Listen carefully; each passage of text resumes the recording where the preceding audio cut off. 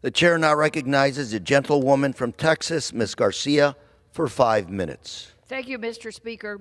I rise today to celebrate President Biden's massive accomplishment of slashing the federal deficit by more than any other president in the first 16 months. Mr. Speaker, this is huge, but even better news.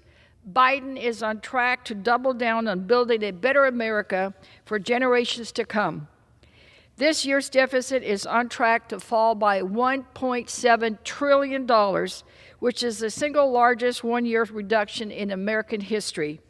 I repeat, this is the single most largest reduction in American history.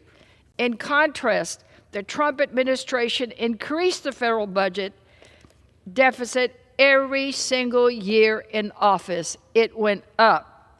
I can't say I'm surprised, however. This accomplishment of the president is not coincidence. It's a result of a well-designed and well-managed recovery plan from the pandemic.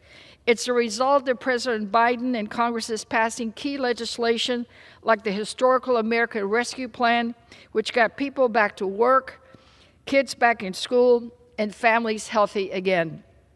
It's the result of a president who puts people first, not politics, people. But on another note, it's no secret that the recent price hikes by the war that have been caused by the war criminal Putin are burdening hardworking families. In fact, Putin's price hike has increased gas prices by $2 a gallon in many places since Russian troops began to threaten Ukraine, and families are seeing higher prices in their grocery aisles too. Sadly, Putin is increasing inflation not only here in America, but also throughout the globe. But House Democrats and President Biden won't stand for this.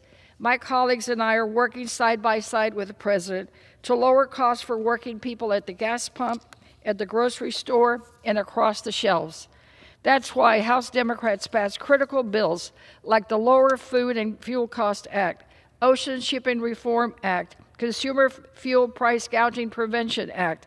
These key bills will strengthen our supply chains, create more maritime jobs in communities like my home district, and lower both gas and goods prices.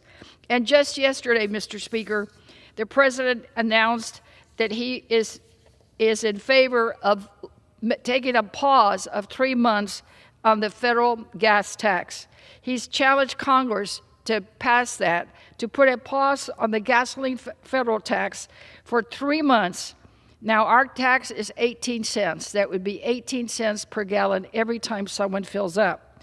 And he challenged all the governors to do the same. Some governors, like the governor of Florida and Georgia and others, have already done this. In my state of Texas, that means an additional savings of 20 cents. Added together, that would be 38 cents a gallon. That is huge. That is a huge savings in cutting prices down. For an average tank of 15 gallons, that would be a savings of $5.70 every time they fill up. So I hope that our governor does like Florida and Georgia and rise to the challenge that the president has made yesterday and put a pause on Texas's gasoline tax.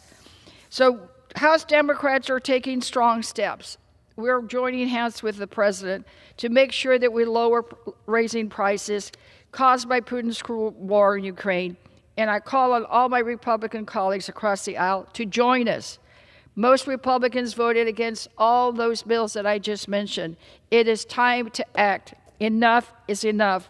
I urge them to fight with us for hardworking American families. Together, we can build a better America for today and for generations to come. Thank you, Mr. Speaker, and I yield back. Thank you.